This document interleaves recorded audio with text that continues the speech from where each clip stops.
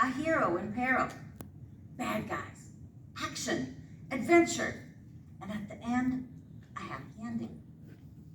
It starts with Jesus and his disciples crossing the Sea of Galilee to the country of the Gerasenes. This is Gentile territory. The people here are foreigners to the disciples. They are not part of God's family. They do not follow the law and the prophets.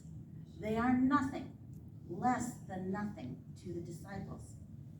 The disciples may be wondering why Jesus has brought them here, away from country and family, to this heathen territory.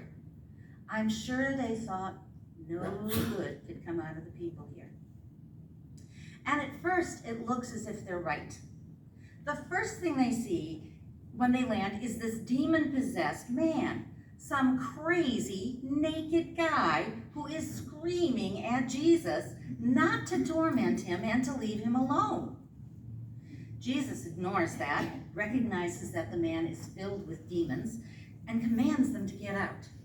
The demons, the bad guys, argue for mercy, and Jesus sends them into a nearby herd of pigs, which then go careening down the hillside, over a cliff, into the water below, and drown. Now, Jesus and the disciples didn't care too much about the pigs. They were, after all, unclean. But the men who were charged with watching those pigs sure did. They go running back to town to let everyone know what had just happened. The townspeople come back to check it all out. They find Jesus, his disciples, and the man, now clothed, sane, and respectable, sitting by a fire, having a calm conversation. The townspeople are frightened and probably a little ticked off about their lost income from the pigs, and ask Jesus to please get out of their little town. Jesus agrees and sails off, leaving the man, now sane and happy, with his people. The contrast between the man we see at the beginning of the story and the man we see at the end is considerable. The man we first encounter is filled with demons. He has been harming himself physically, bruising himself with stones, living apart from family and community. No one can help him.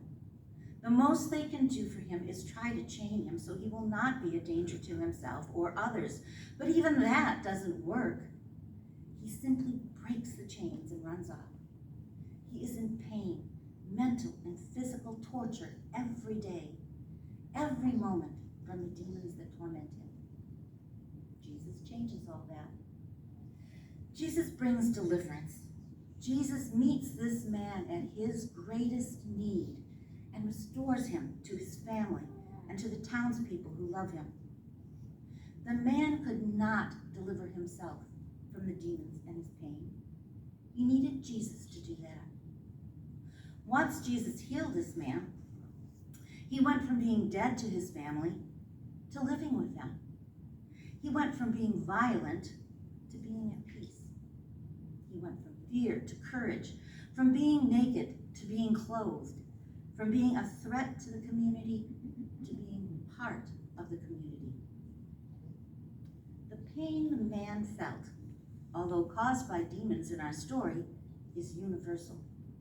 We all feel terrible pain at some time in our lives. Unfortunately, it seems to be a side effect of being human. When pain comes into our lives, it often feels like it is filling us up with demons. It fills us so full we can't breathe. It fills us so full we are tormented. Pain, whether physical, mental, or emotional, pulls us away from family and friends into our own little world of anguish that encompasses all that we are. Troubles multiply, pain grows. Anguish rolls over us in waves. Death, horrible, shocking illness, grievous news about someone we love, the betrayal of a friend, all can hurt us unbearably. We feel abandoned, and we cry out like the psalmist, "When shall I come and behold the face of God? My tears have been my food day and night." When we are drowning in hurt, drowning in pain and sorrow, the first thing we need to do is acknowledge it. Pain needs to be felt. It needs to be given its time. When you read through the Psalms, you can begin to believe how important it is to state our pain. Over and over in the Psalms, the writers talk about their suffering, their afflictions. They beg God, beseech God to bring them out of their troubles. They know that God has not sent the pain. That's often our first thought, isn't it? God, why did you do this to me? But the psalmist today knows that the only way out of our pain is through the love of God, and our prayer should be a desire to be reunited with God.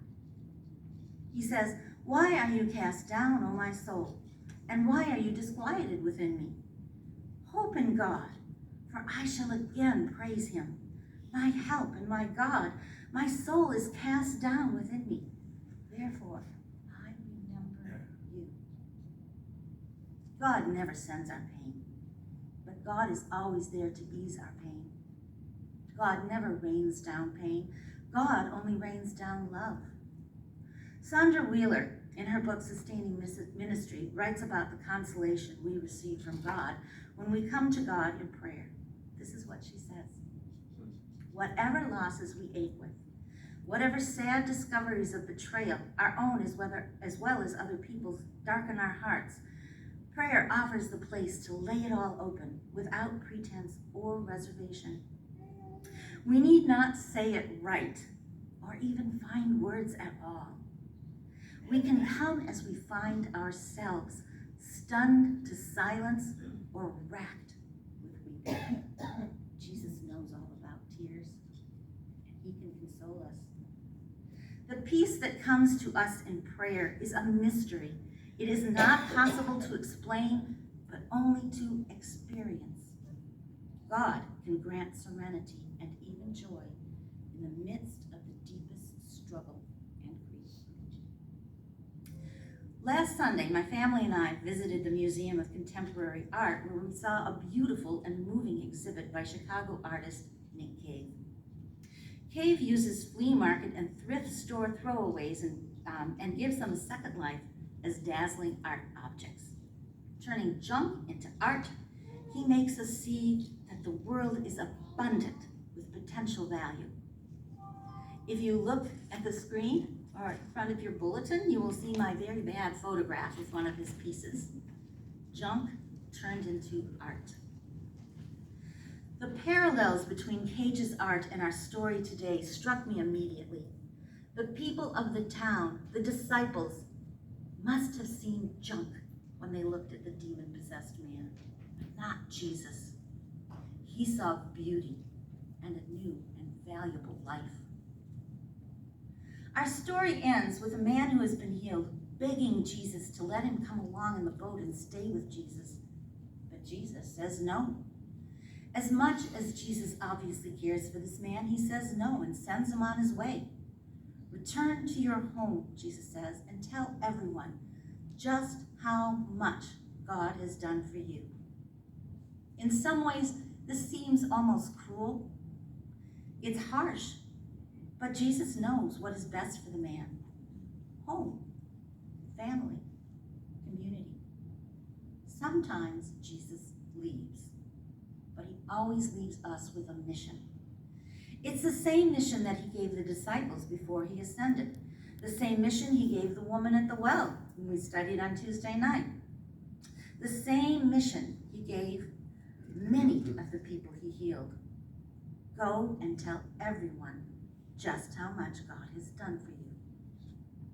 Jesus meets us all at our greatest needs. He heals us and restores us. He stops the rain of pain and replaces it with the rain of God's love. And then he sends us on our way, telling us to make sure we let others know just what God has done. This can be the hard part for us, the part that makes us uncomfortable. We don't want to seem like those crazy people we meet sometimes who will come up to any stranger and ask, "Have you been washed in the blood?" No, No, no, no. I've met people like that. And I can tell you now, they're scary and strange, and I don't want to be anything like them. But that's not what Jesus is asking us to do. When the man went back to his town, he didn't have to say a word. There was not a single citizen in that town who could not see exactly what Jesus had done for him. No one could ignore this man's changed life. Everyone could see the effect. And that's how it should be for us. We must remember that Jesus has redeemed us all, and that redemption should change us in every way, in all we do and say, in our actions, our words, our very thoughts. Others should see every day that we are better because we belong to God. The Great Commission is not just the work of one Sunday of the year, but the work of every day of our lives. Jesus ascended into heaven. He left us here the way he left the demon-possessed man. He left us to finish his work here on earth, to be his representative. One of my favorite poems is by St. Teresa of Avila and goes like this. Christ has no body but yours, no hands, no feet on earth but yours. Yours are the eyes with which he looks compassion on the world. Yours are the feet with which he walks to do good. Yours are the hands with which he blesses all the world. Yours are the hands. Yours are the feet. Yours are the eyes. You are his body. Christ has no body now but yours. I see Christ's compassion in this congregation, in the many caring ministries that we have, in our diligent work with pads and the diaper ministry, the blessing bags for the homeless, our knitters, our calling and caring ministry. There are so many other ways we are God's hands and feet. We must never stop striving, never stop searching for ways to show Jesus' love. May God bless us as we continue to be God's representatives and show the whole world just what God has done.